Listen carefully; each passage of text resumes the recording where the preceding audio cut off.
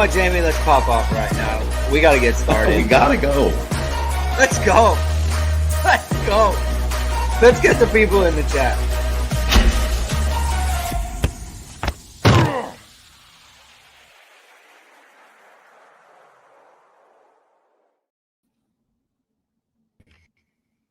Hello, everyone, and welcome to Hit and Hustle from IRSportsDaily.com. I'm your host, Greg Flamong, and with me, as always, is Jamie Uwiyama, Mr. Jamie University, Tuesday, November 28th, and the portal is officially open. Jamie, and Notre Dame had a few players enter the portal yesterday, some graduates that are going to go on to, or at least enter their names into the portal. I guess they could theoretically come back to Notre Dame, although I don't think we expect any of them to. But they put their names in. Some not surprising and some a little bit surprising. So we're going to talk about that.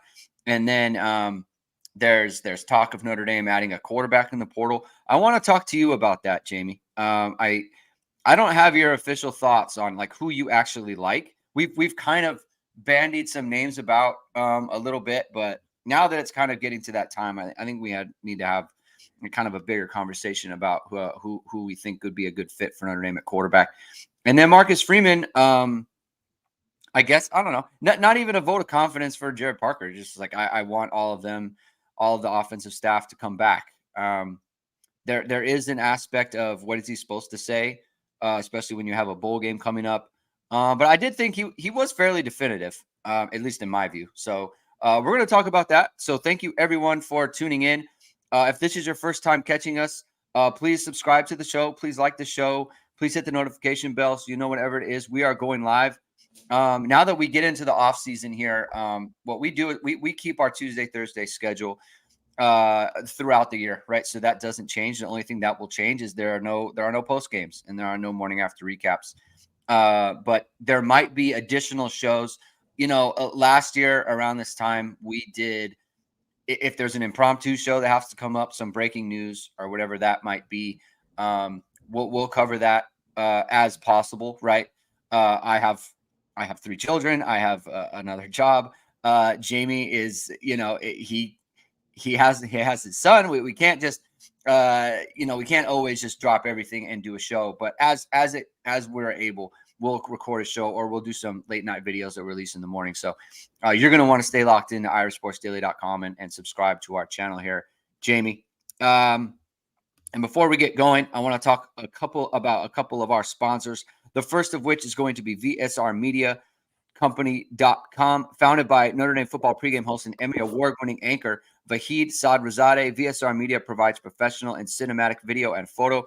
Whether you're looking for a collegiate or pro-level highlight reel, have a personal story to tell, or are aiming to diversify and grow your business, VSR Media specializes in short and long-form video storytelling, social media management, and website design.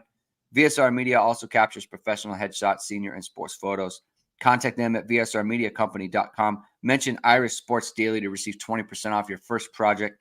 Visit them online or give them a call at 574-800-9106. Jamie, before we get into all this other stuff, did you have a chance to watch the Notre Dame safety greatness on display with the Ravens and the Chargers? Not just Kyle Hamilton out there, but Alohi Gilman as well had a very nice football game. I mean, I did. I mean, I didn't get the view that you did, but I did watch. I did watch the game, and I mean, unsurprisingly, Kyle Hamilton good at football. Just the guy who said he wasn't able to cover. We felt good about our slot beating him. Even though he locked up a guy who ran a sub 4.340 from Louisville in a game, but I think that guy was wrong. This guy was probably jealous or whatever that he didn't offer Kyle Hamilton during that game, and Kyle Hamilton's balling out, and I think he's going to be in the Pro Bowl this year. So good for him. And also, I just love seeing Alohi Gilman. Unsurprisingly, I knew, he wasn't going to be a guy because his measurables are never going to, excite anyone, right? But the guy's just a good football player. He's just a good football player, and he was going to find a role on a team, even if it was just like special teams. I'm so glad that this guy's out there playing right now and doing his thing. It's just unsurprising that he's doing well, and he's going to get that second contract, which is that's the goal of like everybody in the NFL, right? Everyone knows NFL stands for not for long, but he's going to get a second contract in the NFL. I mean, that's pretty good, to have two guys like that playing safety in the NFL, and obviously, at some point, Xavier Watt's going to join him too, so that's going to be pretty nice. Yeah, I was surprised at how big of a deal Alohi was, like within kind of their production of the game itself. Like, how they do like a lot of the kind of the hype promos, video board stuff. Yeah. Video board stuff. Yeah. Like he is featured prominently there. I knew he played a lot for them. I knew he started, but I just I wasn't, aware of how big of a deal he was, kind of a fixture there. So that was nice. He was seemingly involved in every play. He's very active, just like at Notre Dame, right? Like he's a similar type player. Kyle Hamilton is, I have my bit on him, and that's all fun and games. He is truly a phenomenal football player. I mean, he is such a important piece of what their defense is. I mean, they might have one of the top 3 defenses in the NFL, and he makes a lot of that work, which is where he is. He at one point he's playing the Thomas Harper role. Another point he's playing the DJ Brown role. Another point he's in the box playing like a JOK role. I mean, he is everywhere. You never know what he's going to do when he comes on blitzes. He's just an absolute firestorm. Incredible player. You get to see that in person. It was really nice. Really wish he would have got to play for Al Golden, to be honest. Yes. Yeah. I mean, I was thinking I was thinking about this defense too. Like, imagine if Kyle Hamilton was Thomas Harper. I mean, it would just be an incredible thing there. In the chat, everyone's kind of talking about, first of all, Anthony Rizak. We should talk about him. The twin of Teddy Rizak, the Notre Dame commit at linebacker. He's a preferred walk-on at quarterback. So he just committed, announced his commitment to Notre Dame. So the 2 Rizak brothers are going to be on campus. CFB Hertz notes that he's a preferred walk-on, according to Christian at Irish Sports Daily. What do you want to talk about first, Jamie? Do you want to go into the portal stuff? You want to go to the quarterback stuff, or you want to go to the Gerad Parker comments from Marcus Freeman? Which one? Let's get the Parker stuff out of the way, because everybody, whatever, and I don't want to like that to linger. So let's just get on to that. So Marcus Freeman was asked about. There was a report. I guess sort of a report, not even a report. Someone tweeted out that Brennan Marion, OC at UNLV, who's kind of a hot name out there. He was linked to Notre Dame in some kind of way. He had heard that Notre Dame had reached out. We don't even know when this was. Could have been last year, when they were looking for an OC. Marcus Freeman was asked about that. Marcus Freeman said, I don't know who that is. So he said, no, like that's not going to happen. And then he alluded to the fact that he wanted the entire offensive staff to return. And he noted the consistency. He wanted a consistent kind of system in place. Continuity was another word that he used there. So, there is an aspect, like I said at the start of the show, of kind of coach speak in that. But also, I think that he was fairly definitive. And what's your take on that, Jamie? Just the fact that it looks like it's most likely that he's going to move forward with Gerad Parker as the offensive coordinator. Well, one, I think what you said earlier too. What's he supposed to say? What's he supposed to say there? Yeah, you know what? I'm going to replace. We're firing. I'm announcing right here.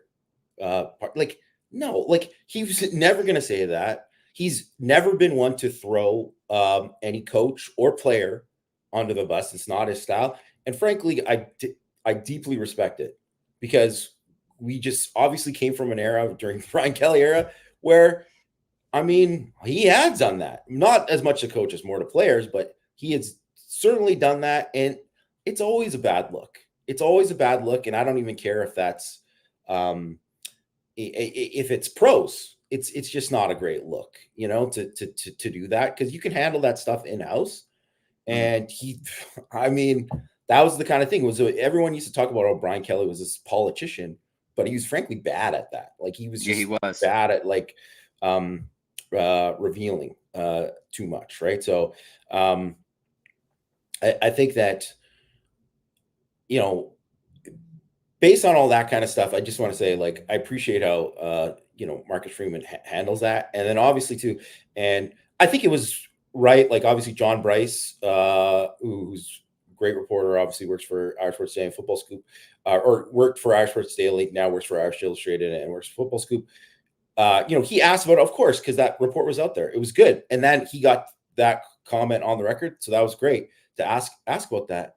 But it also was like one of those things. It was like, that reporter from Arkansas pointed that out. It's like, Parker's still the OC. Like, so he's doing that and kind of speculating about it. And if he heard it, whatever. But it's like, of course, it's just like one of these things. It's just like, it was just a horrible look all around, if that's the case. Right. So I just think right now that obviously, what happens, not everyone is going to be back. That's just, to be clear. And I'm not saying, you talking about the staff? The staff. Okay. Because it's not how it works in college football ever. Like, it just never, and it's not even going to be like guys getting fired or whatever. It's just that, especially when there are things that don't go as well as you wanted, and we can point to the numbers and say all these numbers were great, and all this, these raw numbers were great, and there was certainly there's a lot of encouraging stuff from the raw numbers, right? And from the opponent adjusted numbers too.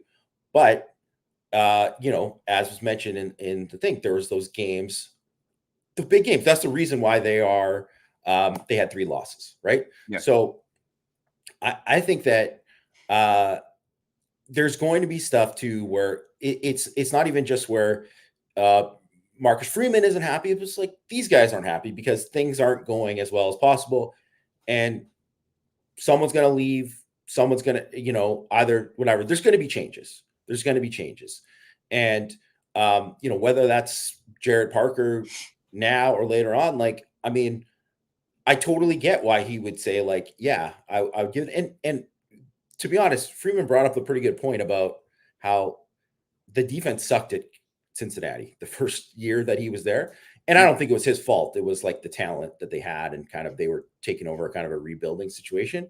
But yeah, he easily could have been let go because the defense sucked that first year, and then they got better. So that is kind of like something that, I mean, why wouldn't you take your own personal experience into account there? But frankly, just based on everything, like, I saw someone post in the comments that no one would hire Gerad Parker, or most Power 5 teams wouldn't.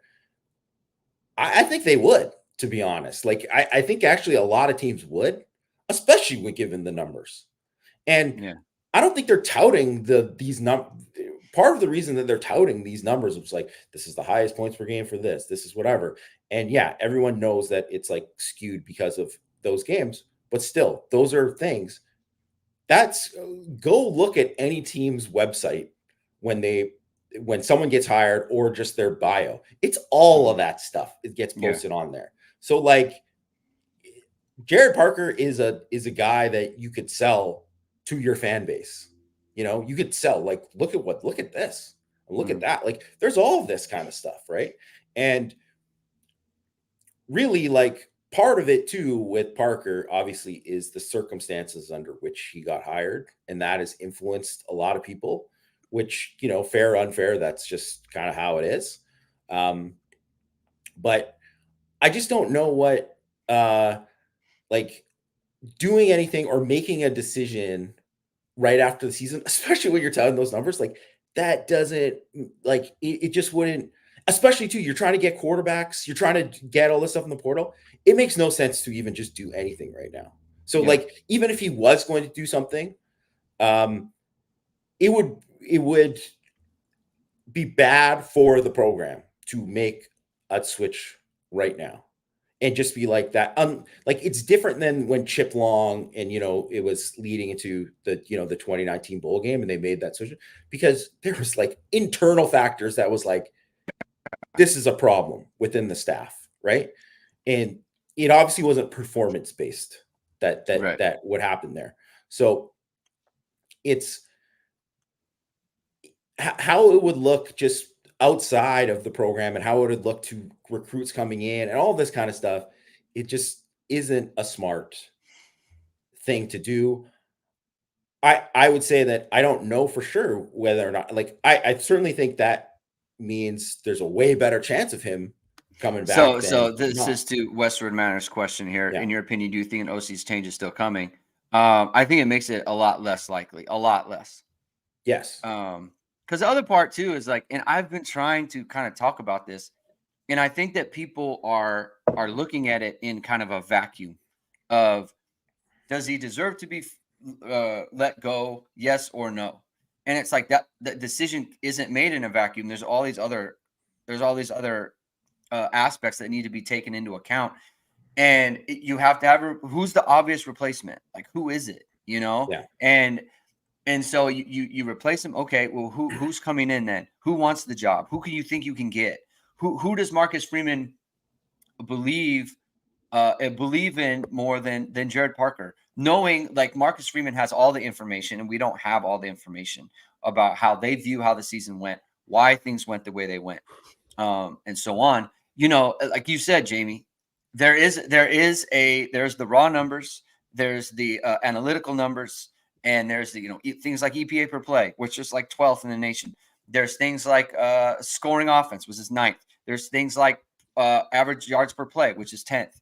There's like they have very good numbers there, but there is also how they performed against Ohio State, which actually, if you look at how Michigan's offense played against Ohio State, it's pretty much the same, Yeah. right? It like you struggle against good defenses, like that's true. Okay, that's a thing that happens, right? So basically, Notre Dame had more first downs than Michigan did. Notre Dame had more total yards than Michigan did. They averaged better yards per carry than Michigan did. The one thing where Michigan was 3 of 12 on third down against Ohio State. Notre Dame was 5 of 10. The one thing that's different is Michigan was 3 of 3 on fourth down, and Notre Dame was 0 and 2 on fourth down. Honestly, if you flip those two, just those two stats right there, we're probably talking about Notre Dame winning and Michigan losing. And that is the big difference. But that has been kind of a problem with Gerad Parker. And we've talked about it a lot, about having those winning plays on fourth downs. Now, in that game, right, you call a quarterback sneak on 4th and 1. It's not the worst call ever. No one's going to really say like, oh, you shouldn't have done that. They called a play action rollout or a play action pass on 4th and 1. Sam Hartman should get the first down. He doesn't get the first down. I can't put that on the feet of Gerad Parker, right? So there's that piece of it. Bad performance at Louisville, bad performance at Clemson. And for whatever reason, they weren't good performances. Bad performance at Duke, even though you came up and won the game, right? So there is an eye test aspect to this, right? And especially for us, we've talked about it a ton. But, if we had known these numbers going into the season, this is where Notre Dame's going to be in these metrics, you would have said a home run, 100%, killed it, right? And it didn't go the way it went. And so for me, like, make the change or don't. There is enough of a case. It's not like they're sitting there like, people say BVG, right? BVG's sitting there at like 60th in F+. It's not the same. Different. Yeah, it is completely different. 100% agree with you. And I think that people are a little too overboard with he's completely terrible or it was completely. It was not. It just wasn't. And we have to be honest about that. And so, look, it's a big decision for Marcus Freeman. It really is. And I'm not saying it's correct. I'm saying I understand. And that's kind of where it is with that. Going forward, like you said, there are going to be changes on the staff. That's just 100%, right? There are always changes. And so where those changes come from, how he adjusts to who's going out and who's coming in is going to be a big deal. And I will say, like, he has put a lot into Gerad Parker here. And it was kind of the risk you run when you hire him, because if you have a season like this where the metrics are good, eye test not, you go 9-3 with Sam Hartman, what do you do? You're kind of in a rough spot. And so I think you just have to go with it. Go ahead. Yeah, and just to kind of add on what you're saying is like the main thing is that if you go and you say, okay, we're gonna stick with Parker, whatever, right? And like you said, there's a lot of reasons where you could argue for it. Here's what I would say of like one of the things with Al Golden from his first year to his second year, is Al Golden addressed all of the things that were wrong about his first year and course corrected those. And that is why it's not just guys are more familiar with the system. It was he and then the staff took an approach to say, this is what we did wrong last year. This is why weren't we good at these things? They looked at that, they changed, and then they became they went from horrible in red zone to elite. Like dead last to fourth in red zone touchdown percentage. Like that is insane. And obviously the players were better in general and players developed and all that kind of stuff. But it wasn't just that. And part of it was it was a slight change, but Max Bulla was in charge of red zone. Obviously the guy did a fantastic job, and I think all that kind of stuff is like what you're looking at with, like, if I'm looking at Gerad Parker, because you could say all these other things were like, this was good, this was good. I want to look at all the things that weren't good and say, how can we get better? And it's obviously some of it's got to be internal about Parker and the other guys who are there. Some of it is you got to get do we need to get other voices in here to help with this specific thing? So third down, they were, they obviously started off when it was the going was easier against the easier opponents. They started off great on third down. In October, they were 97th in third down percentage, right? And you pointed out from that one string of games, they were like Iowa level bad, right? That is basically the reason why they lost those games, is because of how bad they were on third down. And it's just like third down and red zone.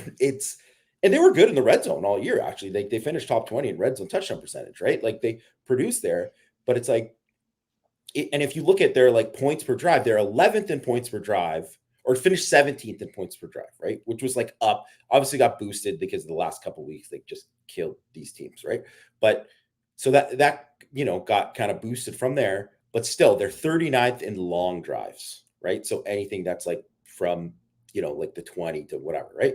And why are they that? Well, they can't convert on third downs. They can't convert on third downs. And that is one of the things. It's I don't care what happens with the staff next year. You better figure out how to get better on third down. That is a priority number one for the offseason. And yeah, some of it's on the quarterback, some of it's on the youth of the players, and that's going to help too. But a lot of it was scheme stuff. I thought they did a better job in these last two games, but look at the defenses were worse in this, especially Stanford is bad. Yeah. I mean, third down and the ability to get out of bad plays. That was another one. That was another big one where it's just it hurt them in many, many instances this year. There is some context too with the defense and Al Golden, to be fair though, he had basically everyone come back with the exception of Foskey and Adamilola, right? Yeah. But all those linebackers are back. The entire secondary back. You got Ben Morrison. You got Cam Hart. All those guys returned. Offense. Bracey, but you replaced them with Thomas Harper. They got a good portal addition there. Offense, you're losing Alt. Looks like you're going to lose Fisher. You are losing Carell. You are losing Tyree. You're losing Estime. These are major losses, right? You're losing your quarterback. So you don't get to just build on what you did last year. I think I said this on the morning after show. If this offense had another year, I think you'd see a big jump in basically every aspect. Like everything that we're talking about, I think we would see a huge jump. And the funny thing is, it's like of all the people that are leaving, right? The only one who doesn't have any eligibility left is Hartman, right? Everyone else that's gone is they have, Audric could come back. Alt could have. Fisher could have, right? Tyree could have. So, you look at that and the people are leaving the program. They're not going to get to actually build off of what they did this year. And that's a major difference with the defense. And Al Golden has a track record. He does. You can look at that. It's like, you know what? I have a little bit more confidence that he's going to be able to do this. It is an open question with Parker. And there's a question here from, I think, TB12, hashtag Tom Brady. Don't appreciate that, but that's fine. The Tom Brady thing is fine. Is this actually Tom Brady? If it is Tom Brady, thanks for being on the show. Yeah. Truly.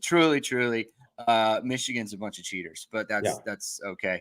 Don't you think that if Freeman keeps existing coaching staff intact for next year and has another disappointing season, he's jeopardizing his job security? Yeah. Yes. Yeah. Yes. Yes. Which is something that he think about with whatever. That is 100%. Which is why too. Which is why, I mean, we said this on previous shows before, but like, that's why it's not as simple as like, it's easy to say, okay, run it back. It's one of the reasons that Freeman, when he mentioned that, in his year and they finished 96 in defense or whatever, right? Well, he got to come back and, Fickle got to keep him because that was year one. Yeah. That was year one. And if Parker did this in year one, I don't think anybody would be like, I mean, there might be people who are frustrated, but no one would be like going insane about him getting fired, because it's different. You'd say like, whatever, like, even though there were some people calling for like Al Golden to be let go after last year, it wasn't like a huge loud chorus, right? It was not even a vocal minority, right? So, and it was just an assumption. It was like, okay, well, let's see what happens year two. And then obviously you saw what happened year two. And so it's part of it. And now it's because, and then the other thing is that,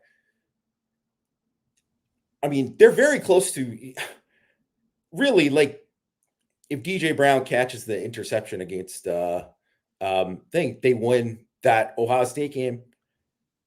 The record's different and all that kind of stuff, right? Like, even in these other games, you look at it, you'd probably still be like, well, they were in contention in the playoffs. Like, all that kind of context goes into it, right? And, Freeman knowing that it's like, okay, well, like, it's 12 teams this year. We got to make the playoff. Like, we got to make the playoff. I came to a program that was making the playoff, and then if we don't make it in the first 3 years, especially when they expand it, there's a lot of pressure on it. So all that kind of stuff goes into the decision. But, that's why, Marcus Freeman is getting paid a lot of money because he's got to make those decisions, just like he's got to make a good decision with, the strength and conditioning hire. That's going to be a big one too, that, probably isn't really talked about enough, but that's going to be very big. Yeah. So, I mean, look, it's a big boy job, and these are big boy decisions, and you got to make them, and you got to stick to them, but to kind of, I'll further answer the question. There will be someone who leaves the staff on offense. I almost guarantee it. I don't know who it is. Like, I don't have intel on that. It's just that it always works that way. It truly does. And I don't see everyone sticking around, and that's fine. And then you got to go make a hire. But on the main, if he sticks with Parker, third downs. But that's the thing. Like, third downs, yes. Getting out of bad plays, yes. But also, you're dealing with two new tackles. Yeah. You're dealing with two new tackles, new quarterback. We don't know who that's going to be. And I guess speaking of that, Jamie, speaking of who the quarterback's going to be, of the names you've heard, right? Like, I think Howard from Kansas State, it sounds like he's been ruled out a little bit. Cam Ward has been thrown around. I know he went into the portal today. I think that's just a name that people say. I haven't heard him connected to Notre Dame at all. No. In terms of just like, yeah, Tyler Borgman asks, "Is Cam Ward a name we were hearing?" I'm only hearing it from people bringing him up, like people on our message board or on the chat or on Twitter. I don't hear him really connected to Notre Dame. Riley Leonard is someone that we hear very closely connected to Notre Dame. And I've talked about him a lot in terms of, I think the type of quarterback that he is fits what Notre Dame wants to be. Now, that doesn't mean that he's good, and it doesn't mean that he's going to be a good fit in terms of like he will solve the problems of the Notre Dame offense, whatever they may be. But what is your take on Riley Leonard? I'm interested to get your thoughts on him. I really like Riley Leonard. I think his best football is in front of him. I think that he didn't have a good situation at Duke in terms of like the skill talent around them. Like none of those receivers are gonna play in the league. None of them. No tight end. The backs are fine, but they're not like probably not NFL guys. They had a decent line, right? They have a couple guys that I think, certainly Barden is the left tackle, but like people forget, like Barden didn't play in the Notre Dame game, right? It's a pretty big loss in that game. And that was actually ended up being huge for them because obviously Notre Dame, really killed them with stunts and stuff in that game that I think their tackle struggled with. I think, and you don't judge him based on what happened after the Notre Dame game because he was playing on one ankle. And I wouldn't even judge him too much based on what this year period. I thought, although he did look good, but if you want to say like, oh man, he only had like 50% completions against Clemson, go back and watch the game.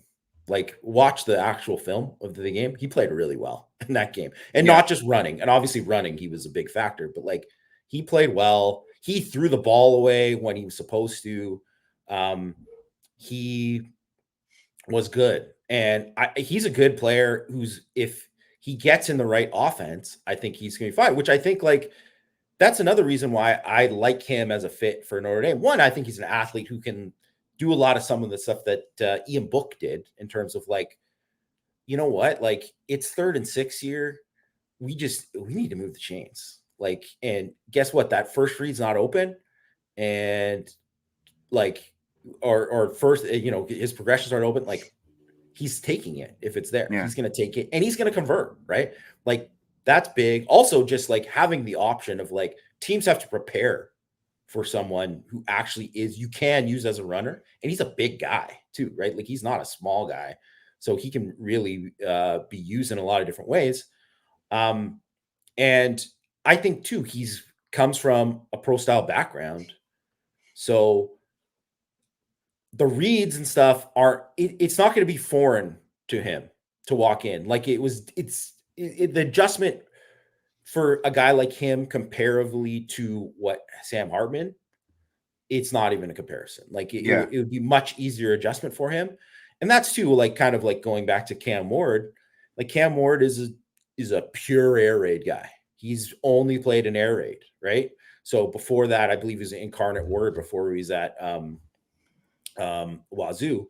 And I mean, he was just an air raid guy. And it's not that air raid guys can't play in another system, but it's usually not the easiest transition. It's far different. Everything, just the structure of the offense and what you're doing. I mean, even like Patrick Mahomes did play his first year in the NFL. And obviously he's just like a freak of nature in terms of his talent too. Mm-hmm. But there aren't a lot of air raid guys who've succeeded in the NFL, in pro style schemes. And I don't think like air raid guys in the right, if they're running an air raid offense and that was the thing, that would be fine. But I just don't really think like he is like a perfect fit in that way. And especially because of just what happened with Hartman and how you're like, man, that was like a tough adjustment. Yeah. I don't really see it. like if he's on the list, he's further down the list, in my opinion. I mean, I don't think you can even include him. Like if other teams want him, then if you don't think he's a fit now, if you're not on him now, you won't get him. That's not how it works, right? Like you need to be on the guy. So I don't think Cam Ward is going to be a possibility. Someone mentioned that there's other teams that are in for him, in terms of offering him like NIL deals and that sort of thing. And so I don't see Cam Ward as a possibility. And I agree, like scheme fit matters a lot, right? He does, or it does. And I think Riley Leonard is the best scheme fit for them. And I don't think Cam Ward is. And you look at Sam Hartman, I've been thinking a lot about him, is, people have been making the Drew Pine thing, which is dumb. It's people shouldn't do that. You can't. I don't think you should just look at stats with Sam Hartman, because the thing is like Sam Hartman as a thrower, like, man, he can really throw it. Like he can do things with the football that are just like, man, that's pretty special. But at the same time, like, you do have to be a quarterback and not just a thrower. And I think that's what Sam Hartman was. And I think you assume, oh, we'll put him in our system and it'll translate immediately, and it doesn't, right? And it didn't. And that was what we saw. Like there are some times when it's like, the interception, this last interception that he threw in the Stanford game, like it's a perfect example of like on his back foot and just tries to throw it, just tries to like wing it in there. And like, no, you can't make that pass. Like you can never throw that ball. Yeah. And so Hartman is kind of a thrower passer, and Notre Dame needs a quarterback for their system. And I think if Hartman had another year, he would grow into it, and he would improve there, and he would make strides, but he doesn't. And so that's why I think Riley Leonard is a better fit, especially over someone like Cam Ward, who is a good football player, but maybe at maybe at Washington instead of at Notre Dame. Just throwing out a school that people are talking about. Washington and Oregon are in the market for a quarterback as well. Someone that Notre Dame will not be throwing to is Chris Tyree in 2024. I think a lot of people looked at it initially, just the first take is like, wow, that's surprising. Didn't see that coming. But if you dig deeper, I think it does make a little bit of sense for him. Yeah, I think it makes total sense. And not that they wouldn't want him back and that he for sure really help them. I think they did. They did want him back, right? They did want him back. And I think out of the three guys, he's easily the guy that, I mean, no disrespect to the other guys, but I think they're completely fine with those guys leaving. And,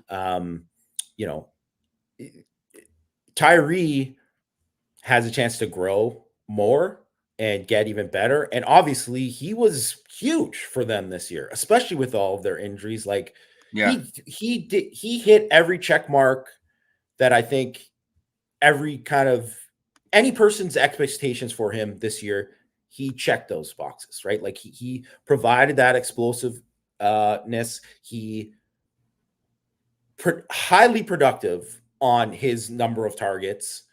Did, obviously as a punt returner, it wasn't the greatest decision making, but he took one back to the house, which was a big one, right? And that kind of stuff does matter. And I think even if you look at the course of his career, was he a star? No, but he had a lot of big moments. He had a lot of big plays. He provided like explosive ability, especially when he was healthy.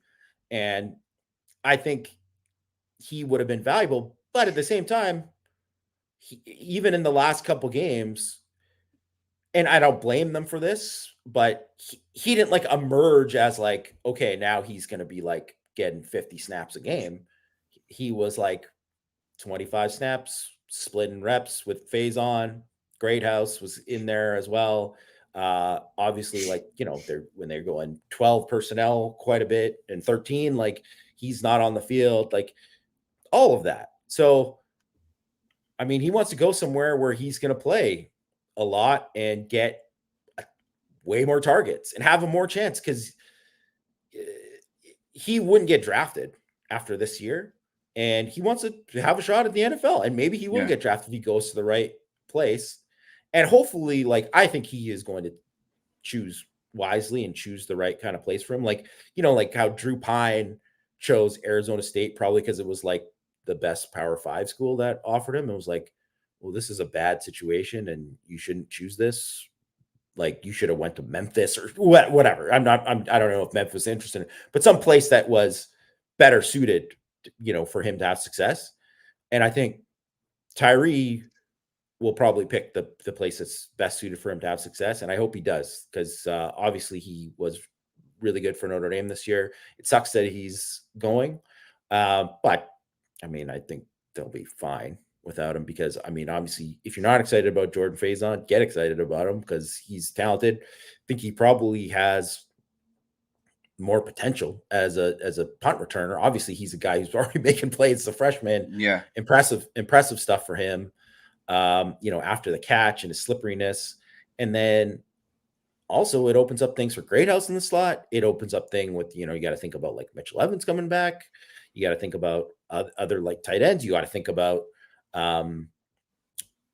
certainly Jaden Thomas. Maybe this is. I think they want to move Jaden Thomas back inside. That's my opinion. And I think that's another one where it's like you got to worry about that. Logan Saldate is coming in, and he's probably going to be a slot guy. You have all the tight ends. And that's the other thing. Like there was a play in the game. Well, on one of Tyree's, one of his catches on the side, I think it was his first one on a little corner route. And they were actually in 10. They were in 10 personnel. The two slots were Tyree and Faison. And I was like, oh, that's interesting. Like, that's a nice little situation that Notre Dame got themselves into there. But how often are they going to be in that? They have so many tight ends. They have so many guys that they like to play heavy. They like to be in 11. They're not in that a lot. So if Notre Dame's in 11 and you have one slot guy out there, there's one spot for Tyree, Faison, Greathouse, and Thomas. Who like you can't have them all on the field at the same time, right? So, and I think he sees that. He says, you know what? Let me go somewhere where they're in 10 a lot. So that wouldn't surprise me if it's like, you know what? Let me get in like a spread or some other type offense there where like, hey, they've had 4 wide receivers on the field all the time, and let me get there. Or maybe they don't have a ton of slots and they're an 11 team. That's what I could see working out for him. And like you said, snaps for him are more important than anything. Yeah. Zeke Correll also into the portal. I kind of saw this coming. Frankly, I didn't know that he'd go in the portal. I thought he might just retire from the sport given the concussions, because I know he's had a couple. And that to me, when he went out with the concussion and then didn't come back in the last 2 games, it's like, man, is he really still in protocol? Like, is he really, or is he just saying, you know what, I'm going to shut it down and this is the end? It seems like he did shut it down and it was the end, but not at the end of his playing career. So that's where he's going to be there. I think we're very high on Ashton Craig. You've been very high on Ashton Craig. He looked really good in the last 2 games. So that's going to be the transition there. Nana Asaf-Mensah, I think we saw, the emotion that came from him, his final home game. He kind of had to have known at that point that he was going to be moving on. So look, they'll probably try to replace him in the portal with somebody. They're going to be looking for another defensive end. They've had success there. They had success with Javonte Jean-Baptiste. So he's another one who exits the program. Rajon says he's got to go. See you Thursday. Yep, we'll be back Thursday with a show. Maybe some more news there. We'll get into more of some of this last year stuff, like kind of retrospective on the season. I saw, they were talking about someone in the chat said Cam Ward was offered like $1 million in NIL. Who knows if that's true? And there was another comment from someone's like, if Notre Dame wants him, then they'll pony up for it, right? And honestly, like I do think that's true. I think if Notre Dame has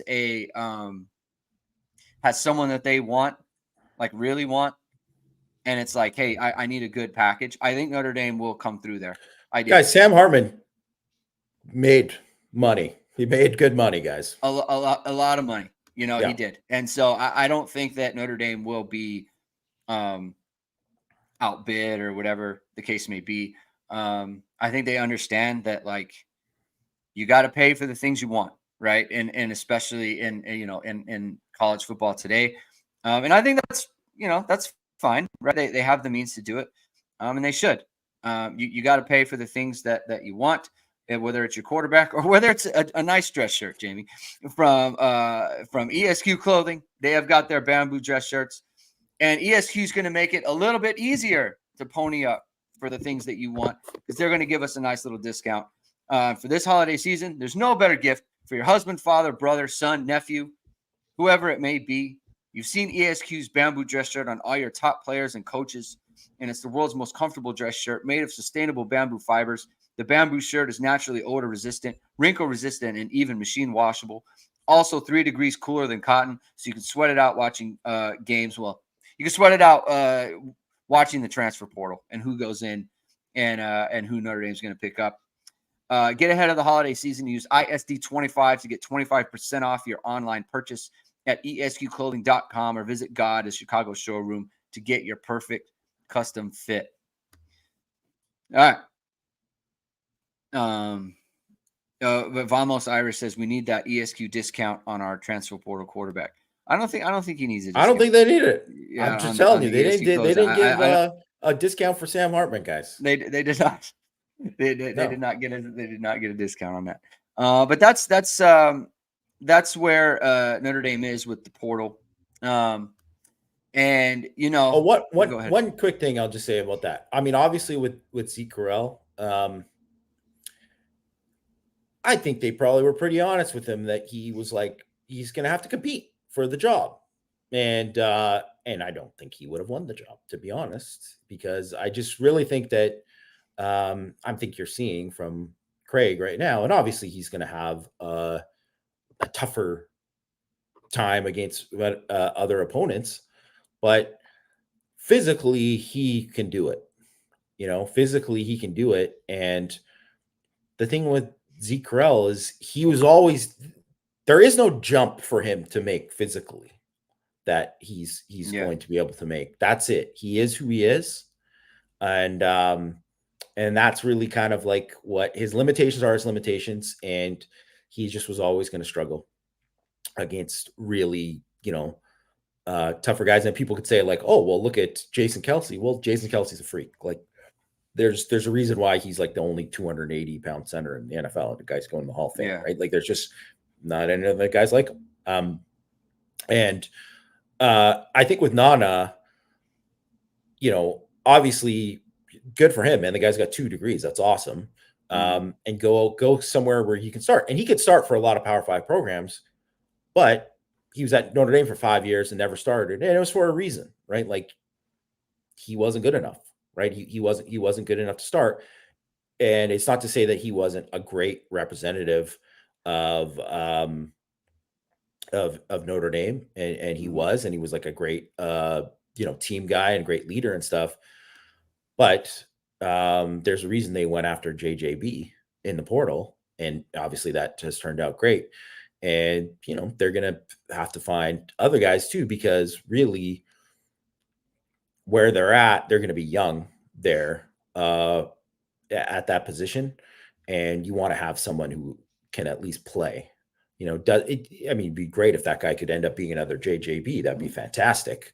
But I don't think that, even if you're not getting that, you have to get somebody else who can play and like be in the rotation there, because you're just really, really young at defensive end. And it comes back to recruiting. And Mike Elston really kind of whiffed there for kind of many years at that spot. And then that's why they're in the position where they're at. And I think I will say edge is a spot through the portal. If you look at like the top edges in college football over like the last like couple of years, a lot of transfers in there. So they'll be able to find somebody. And then obviously too, JJB wasn't seen as a guy, and you saw what he did. He's obviously got the tools. You saw what he did with Al Washington and Nick Sebastian and what they did for him. And and also the work that he put in himself. And I think that's going to be big. And I'm excited to see who they get there and what that guy can do. I think that the development of JJB and what Notre Dame was able to do with him is pretty exciting. Yeah. You know, because the guy who like was just a pass rusher, limited, and he was one of their best defensive linemen, just like, and turned into like a really complete type player, you know, especially against the run. So that's great to see, right? Like that is one where you have someone who it's like it's really just a projection, and Al Washington made it happen, you know. So that's really good to see from him, and it makes you think like if they can get a guy who is kind of similar skill set to JJB, it's like, hey, that's going to work out. You know, that's really going to be a thing. Matt McCarthy says, still holding out hope for Jasheen Davis hitting the portal would be a home run addition. I mean, shoot, there's a role for him. You know, I mean, he's a stud. I've taken JJB's out the door, and Nana's moving on. You want to start defensive end for Notre Dame? It's one of those things you don't even have to like really inquire, you know, like do any type of back channels or anything. Like it's just sitting there. So that's something that we could see. Thomas Harper. So Matt McCarthy brings up Thomas Harper as well. He probably won't be drafted, but now he's a guy who will be undrafted free agent, will take a chance in an NFL roster. Couldn't say that 1 year ago. I mean, do you think that Notre Dame needs to get into the portal for a nickel again? Because I do. I don't think there's a natural person there. They got to get somebody to at least compete there. I think that is 100% clear, because let's just say maybe they're like, okay, well, Mickey, we're going to slide you in, right? And you're going to compete there. I mean, obviously he was a freshman, so you don't want to just give too much, but he struggled there as a freshman. Yeah. So where is he going to be that? I mean, I think it would obviously help them a lot if he could be that. Then you have to look at like Micah Bell. Could he be that? Yeah, maybe, but he hasn't played, so you just don't know enough about him yet, right? So I think I don't really see anybody, like, even if they brought Clarence Lewis back, and I think Clarence Lewis, he's a valuable player if he comes back. Because he's a guy who provides depth everywhere and he can help you, but I don't think you'd want him as your starting nickel. Yeah. Like he got beat up by Thomas Harper for a reason. So yeah. I think you would want somebody who could come in and compete there. And I think that's important. I think that's really important, actually. So I think the only reason that people think Jaden Mickey could be a nickel is because he's smaller. There's nothing about his game that thinks like I think, you know what, that's a nickel. You know, that I don't, he's not that type of player, which is fine. Not everybody is, you know. Like I don't think Cam Hart would be a good nickel, you know, like he's obviously bigger, but like you could be bigger and be nickel. But I don't think he's that type of player. It's a physicality type of thing in there. Mentality too. Like there's just like being and like the reason a lot of the time it's also a safety is because you're used to playing in kind of the middle of the field. Yeah. You know, and being involved in run fits and things of that nature. And so that's why it's hard for a corner sometimes to be involved there. And that's why someone like Sean Crawford, like he was able to play safety and he was able to play with his back to the defense, essentially. When you're just out there in the middle of the field with so many responsibilities. And when we had Sean on the show, he talked about how difficult it is to be a nickel player. With so much going on there. So if they could add someone in that spot, I think it's vital, especially for Al Golden's defense, because they're basically a base nickel team. I'm interesting. I mean, Micah Bell is an interesting kind of consideration there, just because he's he's smaller. Joel Easton's bringing up Luke Talich. Don't see that. No. he's got to be like a Ramon Henderson, DJ Brown type. I don't see the fluidity in the hips, like he's a straight line speed, not necessarily a fluidity guy. Don't see that. All right, Jamie, I think we can leave it there. One thing I just wanted to mention, just because Coach Humph mentioned that Nana was second on the team in sacks. Not that, sacks, they matter. I don't want to say they don't matter. But in this case, they don't matter. They only had what? The team leader had 4. There wasn't a lot of sacks in terms of just what they're at. But it's watch Nana sacks, and they're another guy made a play, and it was the quarterback ran into him. Yeah, he's not winning on those sacks, and actually his pass rush win rate was 2.9%. He's not a pass rusher. Which is why he couldn't start. And because he was pretty good run defender, but he's just limited. What is, and it's also one of those things where not to, he's young and whatever, but that's what with Junior Tui Halamaka. He hasn't shown that he can win as a pass rusher. And that's a thing.